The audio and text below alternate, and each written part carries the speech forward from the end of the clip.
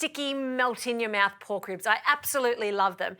And if I was going to cook this the traditional way, long and slow in the oven, then turn the heat up to high to get that caramelization, it would take a few hours. But I'm going to show you in my multi-cooker that you can do this in half the amount of time and also get the caramelization on the top. There are a few ingredients in this, so let's start with the ribs. I've got 2 racks of ribs here and I've just cut them in half. I've also got some soy sauce and honey, 2 flavours that always go well with pork. So we'll just mix that together, some honey and soy, even amounts of it, and just keep whisking until it dissolves in with each other. That's great.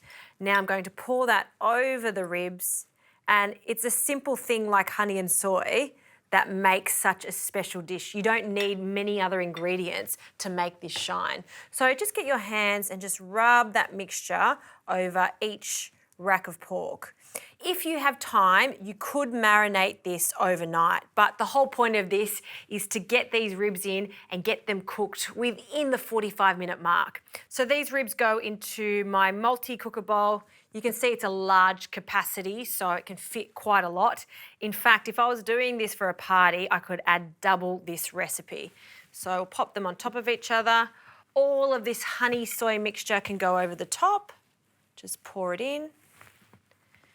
And 1 onion that I've just sliced, and a few sprigs of thyme.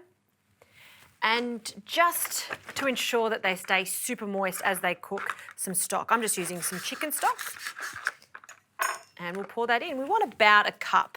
The beautiful thing about pressure cooking is you don't need that much liquid in there for the meat to stay super tender. So we just want to add enough to cook this for about half an hour. And that's it for the first stage. The lid goes on, lock it, and this has many different functions, but I'm going to place it on the pressure cooker function and it's going to cook for 30 minutes. So we'll just start that. Once that's cooked and the meat is super tender, I'm going to carefully take it out of the multi-cooker and then place this onto the stir fry function where I'm going to reduce that liquid until it gets super sticky.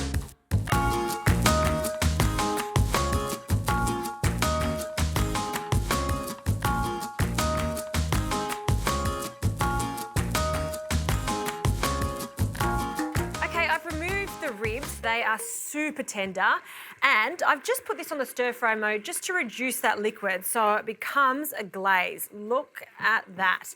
Now, if you like, you can pour this straight over the ribs and serve it straight away.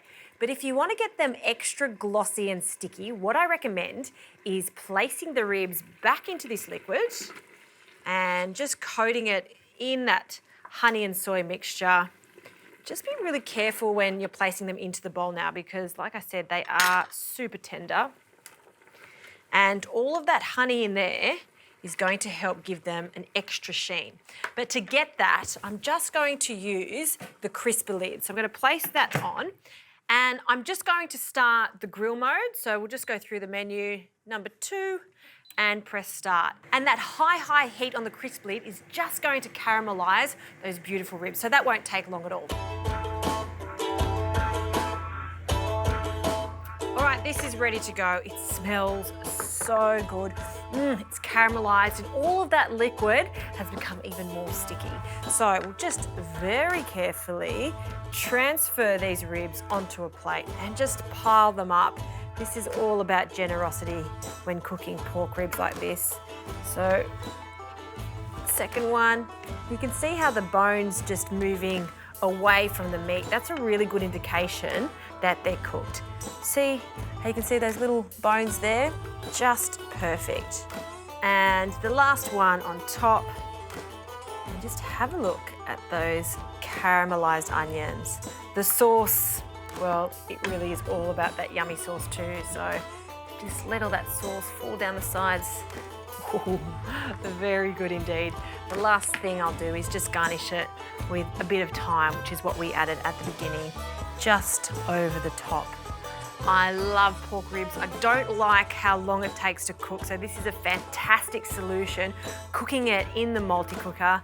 And you see this little rib just over here? I think that's got my name all over it. Oh, That is absolutely delicious.